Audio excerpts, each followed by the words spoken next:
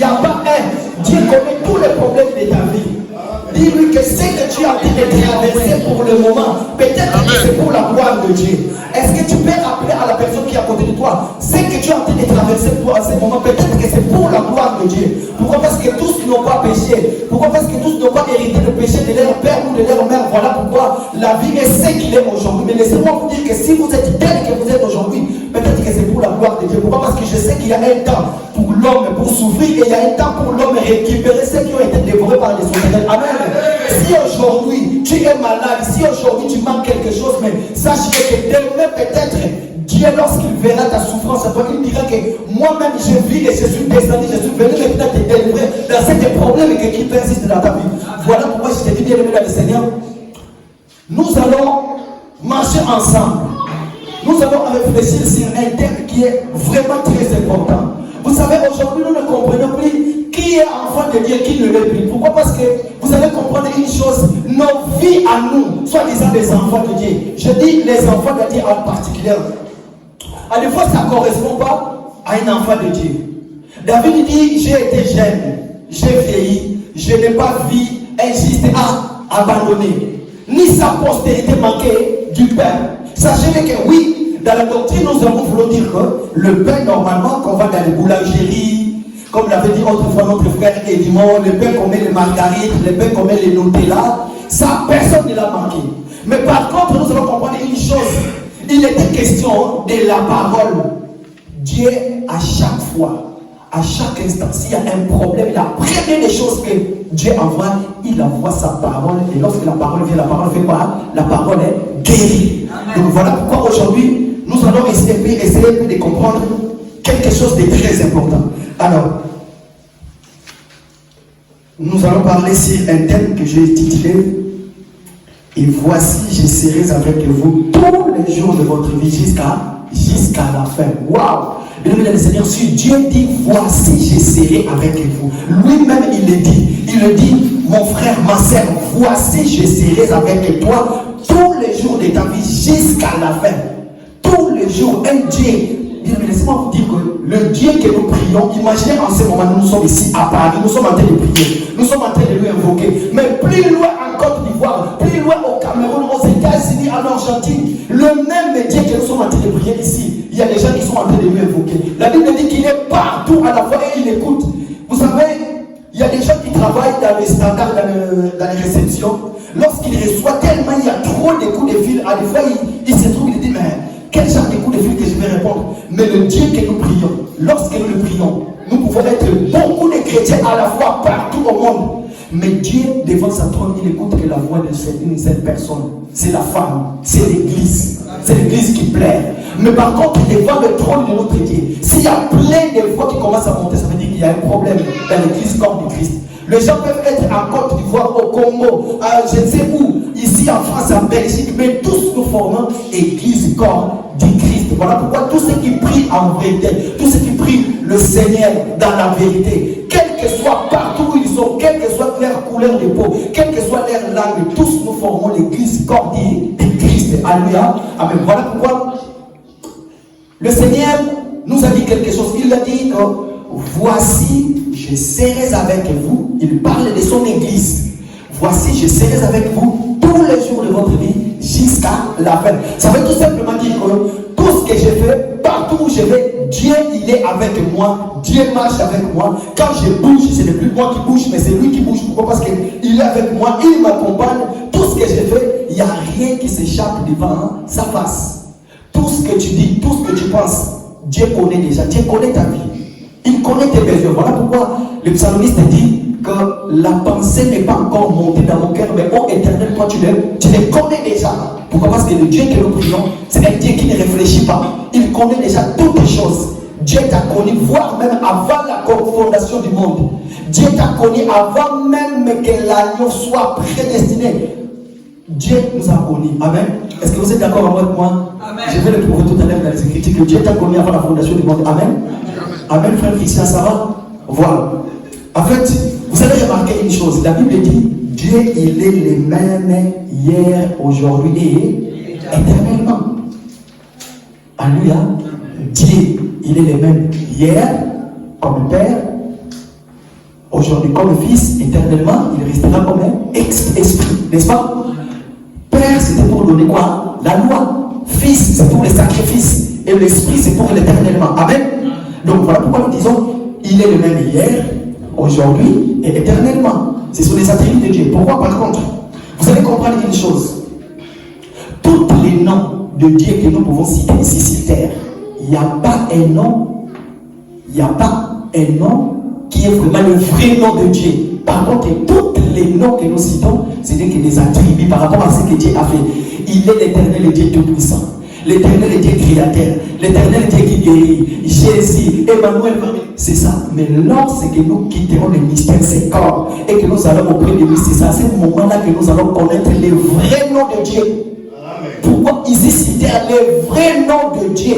Personne ne les connaît. Le vrai nom de Dieu, le jour où nous quitterons ce corps corruptible, nous serons revêtus l'incorruptibilité et que nous allons monter dans les airs, c'est à ce moment-là qu'il va se révéler. Pourquoi j'ai dit ça? Pourquoi? Parce que comprenez une chose dans la Bible, la Bible dit que dans le livre de Jean, la Bible dit, Seigneur, je leur fais connaître ton nom. Posez-vous la question, c'est quoi le nom que Dieu a fait connaître?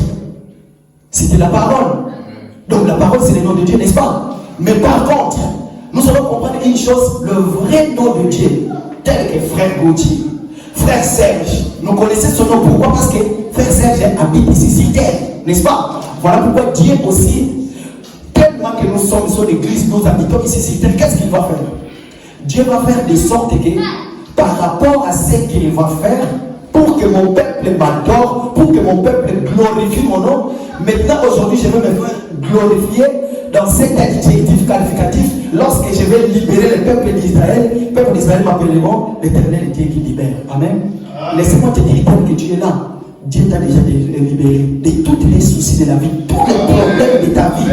Il n'y a pas un problème qui reste éternellement devant le Dieu qui nous a créés. Laissez-moi te dire, devant ce Dieu qui nous a créés, il n'y a pas de maladie incurable. Toutes les maladies devant Dieu, la Bible dit, sur la croix, il a porté nos péchés. Sur la croix, il a pris toute notre maladie aujourd'hui. Si je suis malade, ce n'est pas en réalité. C'est comme il avait dit un frère autrefois, il dit, là où nous prions, si quelqu'un est malade, nous ne disons plus que non, je suis malade. Non, nous disons, j'ai été malade en fait. Je suis déjà guéri. Malgré les conséquences sont encore là. Mais par sa merticide, nous sommes guéris de toutes les genres de maladies. Pourquoi? Parce que nous savons que le Dieu que nous prions, il ne peut pas me laisser toujours vivre dans la souffrance. La souffrance, lui-même Jésus, il a connu la souffrance parce que quand il a revêtu le corps physique, il a revêtu ces corps-là. Voilà pourquoi lorsque nous chassons les démons, laissez-moi vous dire, voilà pourquoi lorsque nous invoquons le nom de Jésus, voilà pourquoi lorsque nous sommes devant les maladies, devant toutes les genres de circonstances, quand il cite le nom de Jésus, quand nous disons au nom de Jésus, te quitte, diable, quitte ses corps, en ce moment-là, nous rappelons au diable que le Jésus qui a quitté son trône, il a revêtu le même corps que moi. Il est allé sur il a marché sur la terre, il n'a pas connu de péché. Il est monté sur la croix, il est descendu aux enfers. 3 jours, il est ressuscité. Aujourd'hui, il est monté au ciel.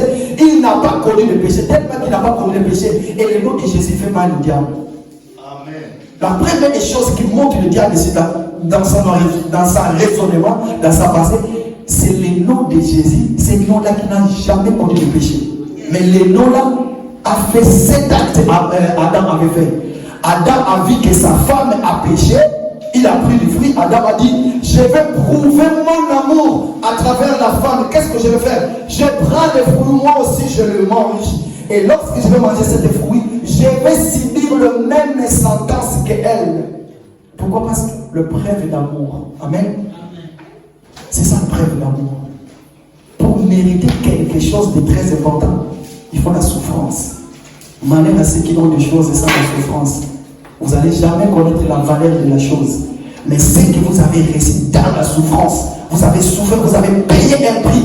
Sachez que c'est quelque chose de très précieux. Voilà pourquoi Jésus-Christ, quand il regarde sur l'église, quand il nous regarde tel que nous sommes là, il est dans la joie. Pourquoi il dit que voici l'église sur laquelle je me suis sacrifié. Je les ai rendus pires et saints. Aujourd'hui, je vais l'appeler épouse, mon église à moi. Pourquoi? Parce que lui-même, il a payé un prix. Il a donné sa vie à lui. Il s'est sacrifié. Il a accepté de quitter son trône. Un Dieu, c'est ça qui est la folie avec l'évangile, c'est la folie pour ceux qui périssent. Un Dieu créateur qui peut claquer ses doigts comme ça et les choses changent. Mais qu'est-ce qu'il va faire? Il va choisir la mort, la moyenne de la folie. Il a été dit, maudit soit l'homme qui est parti sur un morceau de bois. Mais le Seigneur qui nous prions, qu'est-ce qu'il va faire? Il va quitter son trône, il va venir, il va entrer dans la ventre de Marie, il va naître, il va mourir sur la croix. Qui peut accepter cela? Est-ce qu'aujourd'hui la reine d'Angleterre, pour sauver l'Angleterre, si nous nous disons la reine, tu vas passer sur la croix maintenant, qu'est-ce qu'il va dire? C'est pour lui ravir la royauté, elle ne sera plus roi. Mais notre Dieu a fait cela. Pourquoi? Parce qu'il nous aime bien. Voilà pourquoi il dit, tu peux avoir tout genre de problèmes de ta vie, tout genre de situations de ta vie. Sache-le bien, je suis avec toi tous les jours de ta vie. Je ne te laisserai point, je serai avec toi. Nous allons lire la parole de Dieu. Je suis dans le livre de Genèse, Genèse. Est-ce que quelqu'un peut nous aider? Genèse chapitre 1. Genèse chapitre 1, verset 1er jusqu'à 2.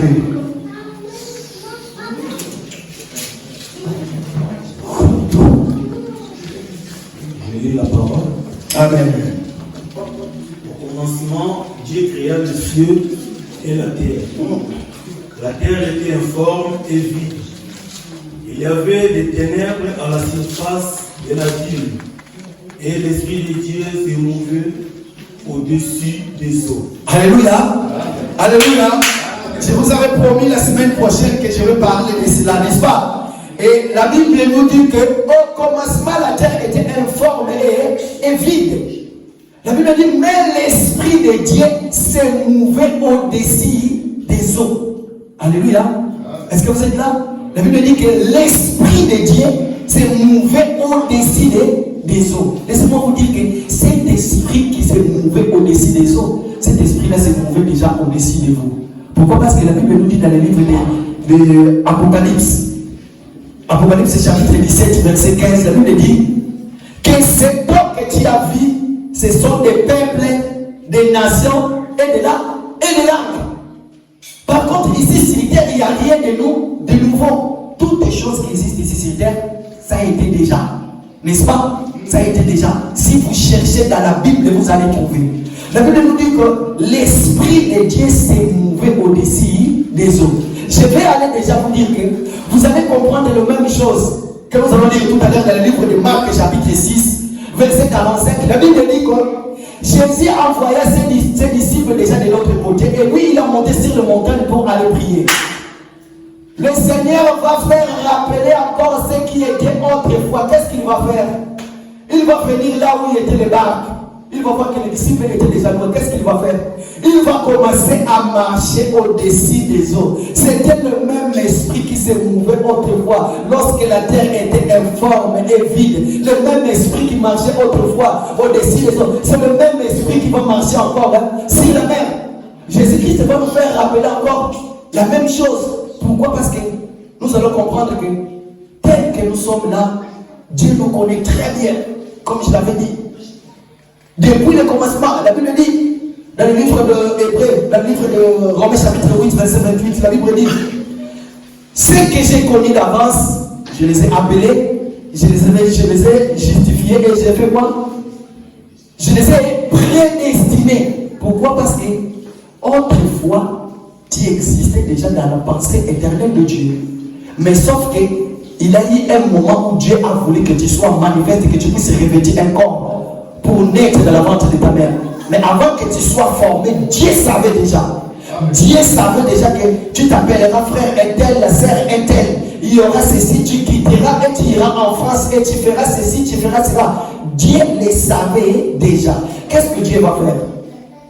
La Bible dit que Dieu va dire, faisons l'homme à notre image. Il parle à ses attributs à lui.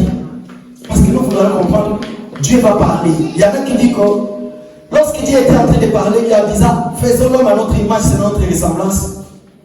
Il parlait, je ne sais pas qui. Oui, nous disons que le Dieu que nous prions, il est le même. Il est hier comme Dieu créateur, comme Fils, comme Saint-Esprit. Et lorsqu'il va créer, il va dire, il va parler à ses attributs. Ça veut dire le Dieu créateur. Faisons l'homme à notre image et de notre ressemblance. En ce moment-là, rappelez-vous dans le livre de Genèse, Dieu va aller prendre la terre. Il va prélever une portion de terre parmi la terre.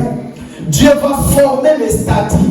Et dans ces statues-là, pour que le statut devienne le statut, il faut qu'il y ait le mélange de poussière et de l'eau pour former la pâte qui va former l'homme, cet squelette. Donc ça veut dire que Dieu va utiliser la terre, Dieu va utiliser ce qui est, nous appelons de l'eau, il va tous mettre ensemble pour former l'homme. Donc c'est par là que nous allons dire que depuis le commencement, l'homme existait déjà.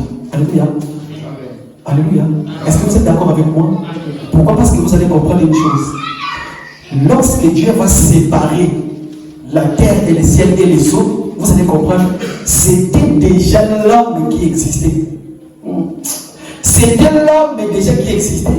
Mais l'homme là, il manquait seulement qu'il puisse mettre sa main sur la pâte. Voilà pourquoi nous l'appelons le meilleur architecte, les meilleurs... comment on les appelle, les gens qui fabriquent les statues, les artistes Voilà, c'est ça le mot en fait. Dieu déjà va créer cela. Vous allez comprendre que lorsque Dieu va faire cela, et il va ressembler toutes ces choses-là, ça veut tout simplement dire que, comme je l'avais dit, nous allons lire le papier, Apocalypse chapitre 17, verset 15, pardon. Apocalypse 17. Apocalypse 17, 15. Voilà. Et il me dit, les eaux que tu as vues, c'est lesquelles la prostituée est assise, ce sont des peuples, des foules, des nations et des langues. Alléluia. Amen. Il va dire, les eaux que tu as vues, que la prostituée est assise. Dieu nous aide, on va en parler. Pourquoi la prostituée est assise sur les peuples, les nations et les langues. Alléluia. Oublions d'abord de nous allons dire, la prostituée que tu as vue est assise sur les peuples, sur les nations, sur les langues. Est-ce qu'en ce moment-là, par rapport aux Écritures, est-ce que l'homme est visible? On le voit là-bas? L'homme qui est comme moi, 2 pieds, l'homme physique, pardon, est-ce qu'on le voit? On ne le voit pas. Mais on nous parle de l'eau. De l'eau que tu as vue, ce sont le peuple, les nations et les langues et les foules. Ça veut tout simplement dire que lorsque Dieu autrefois s'est mouvé au-dessus des eaux, lorsqu'il marchait au-dessus des eaux, il marchait sur le peuple, des foules, des langues et des nations. Est-ce que vous êtes d'accord avec moi? Est-ce que quelqu'un peut acclamer pour notre Dieu? Notre Dieu est le même. Notre Dieu est le même. Voilà pourquoi nous avons dit que le Dieu qui nous a créés, il nous connaît mieux que nous-mêmes. Il connaît tous nos douleurs. Aujourd'hui, il dit, voici le pouvoir m'a été donné. Allez et faites de toutes les nations des disciples. Et voici, je serai avec vous tous les jours de votre vie jusqu'à la fin. Il nous dit quoi? Écoutez les promesses de Dieu. Marc. Nous allons prier. Aujourd'hui, ce n'était que mon introduction. Nous allons prier. Marc chapitre 16, frère Papi. Dernier verset. Pour ce qui concerne la promesse de Dieu. Marc chapitre 16 à partir du verset 14. Alléluia. Enfin, il apparut aux 11 pendant qu'ils étaient à table, et il leur reprocha à leur incrédulité et la dureté de leur cœur, parce qu'ils n'avaient pas cru ce qu'il avait vu ressusciter. Verset 15. Puis il leur dit, allez par tout le monde et prêchez la bonne nouvelle à toute la création. Celui qui croira et qui sera baptisé sera sauvé. Alléluia. Mais celui qui ne croira pas Alléluia. sera condamné.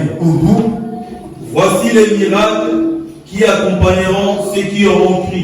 En mon nom, ils chasseront les... Voilà, ça ce sont des promesses que Dieu nous a données. Allez, s'il vous plaît. En mon nom, ils chasseront les démons. Ils parleront des nouvelles langues. Ils saisiront des serpents. S'ils boivent quelques breuvages mortels, il ne leur fera point de mal. Ils imposeront les mains aux malades et les malades seront guéris. Amen. Voilà, ça ce sont des promesses que notre Dieu nous a faites. Il dit, voici les miracles accompagneront ceux qui auront cru. Alors ces miracles-là, laissez-moi nous dire que ce n'est pas pour, je ne sais pas pour les diables. Non, non, non, non, non. Ce n'est pas pour, je ne sais pas pour, non. Le miracle, c'est la vie d'un enfant de Dieu. Les miracles, c'est aussi des choses qui nous attirent, qui nous amènent auprès de notre Dieu. Tous les miracles qui séparent d'un enfant de Dieu à Dieu, ça ce n'est pas miracle. Mais par contre, le vrai miracle, c'est lorsque tu es converti, que tu as donné ton cœur à Dieu. C'est ça, c'est le vrai miracle. Mais aujourd'hui, il peut t'arriver que tu es malade, on prie pour toi, la maladie quitte directement. Oui, nous disons que c'est aussi un miracle, mais après tu ne tomberas plus malade. Tu peux avoir des problèmes. Et compris, tous ces problèmes-là, c'est fini. Est-ce que cela veut dire que tu auras plus d'autres problèmes? Donc voilà pourquoi nous disons le vrai miracle, c'est lorsque le cœur de l'homme tourne vers Dieu. À ce moment-là, c'est ça, le vrai miracle. Mais tellement que nous sommes dans ce siècle présent, je voulais exhorter quelqu'un. Les disciples ont posé la question à Jésus en disant, Seigneur, nous avons tout abandonné pour te suivre. Quelle sera notre récompense? Le Seigneur, connaissant le passé de leur guerre, il regarde Pierre et dit, Pierre, je te dis la vérité, jamais que tu as quitté toutes ces choses de monde pour me suivre, tu auras des récompenses au siècle présent. Les récompenses au siècle présent, c'est quoi? C'est toutes ces choses que nous avons besoin. Et lorsque le corps physique est affaibli à travers des maladies, le Seigneur vient, il te guérit. Et lorsque tu as des problèmes qui tirent dans ta vie et que tu ne trouves plus ici, comment faire pour quitter ces problèmes? À ce moment-là, je te dis que le Dieu vient maintenant. Il vient à le secours. Il te dit que mon fils, sois intègre et marche devant ma face, je serai avec toi. Lorsque tu as je ne sais pas quoi et que tu décides à donner ta vie à Jésus, à ce moment-là, tout tes désirs reposera sur ton mari qui est le Seigneur Jésus-Christ. Lui-même, il pourvoira à tes besoins parce qu'il est ton Dieu. Lui-même, il a dit, autrefois dans le livre de Genèse, je marchais au-dessus de toi. Et aujourd'hui, je marchais aussi de toi. Mais voici, je serai avec toi. Pourquoi? Parce que nous disons, le Saint-Esprit sur nous, le Saint-Esprit en nous. Le Saint-Esprit est à nous. Pourquoi? Parce que le Saint-Esprit, il est l'ami fidèle qui nous connaît bien. Il connaît notre Dieu très bien aussi. Voilà pourquoi il prend ce qui nous appartient auprès de Dieu. Il vient, il nous l'annonce. Parce que pourquoi? Notre Seigneur nous connaît très bien. Bien-aimé Seigneur, je voulais te dire, si tu as des problèmes dans ta vie, si tu as des solutions qui tirent, si tu as des problèmes, je ne sais quel genre de problème, je suis venu exhorter quelqu'un ce matin en me disant que les dieux qui nous prions, les dieux qui a fait autrefois, ces peuples n'avaient pas fait du mal. Ces peuples, ce n'était pas de leurs besoins pour rester plus de je ne sais pas combien des années en Égypte. Ils sont allés à la captivité. C'était l'alliance que notre père Abraham avait fait avec Dieu. Et cette alliance-là, pour le signifier, Dieu avait dit que ton peuple, tes descendants sera des esclaves autrefois. Et lorsque Dieu s'est souvenu de cette promesse-là qu'il avait faite, la Bible dit, il a vu lui-même, il est descendu. La Bible dit, il a vu la souffrance, l'opprobre de son peuple en Égypte. Et Dieu a quitté les ennemis. Il a dit à Moïse, je suis descendu moi-même pour leur délivrer de ces péchés. Et lorsque Dieu est venu, il a descendu, il a roulé l'opprobre au-dessus des enfants d'Israël. Laissez-moi te dire aujourd'hui, en ce moment, que Dieu veut rouler l'opprobre dans la vie de quelqu'un parmi nous. Laissez-moi te dire que ce matin, ton problème est là que tu as avec toi. Dieu te dit tellement que je te connais et que je marche avec toi et que je suis à toi. Ton problème là, aujourd'hui, ça va prendre frère au nom de Jésus. Nous allons prier. Est-ce que nous allons prier pour la vie? Est-ce que nous allons prier pour la vie? Nous allons prier. Pendant ce moment, notre bien-aimé va nous ramener à un moment de l'adoration. Nous allons prier. Nous allons vraiment nous faire voir tous les problèmes de notre vie. Aujourd'hui, ce n'était que l'introduction. Et le dimanche prochain, nous allons développer encore ça. Nous allons entrer vraiment dans la profondeur. Mesdames et Seigneur, vous savez, la parole marche de pair avec la prière. Voilà pourquoi tu vas dire merci à ton Dieu. Tu vas dire Seigneur, merci pour ta parole de la journée d'aujourd'hui. Tu m'as rappelé que les problèmes de ma vie peuvent durer longtemps. Mais toi, tu vas me délivrer. Parce que tu me connais, parce que tu as dit toi-même, je serai avec toi. Tu m'as dit que tu m'as connu avant la fondation du monde. Prie le Seigneur. Alléluia. Prions le Seigneur. Alléluia.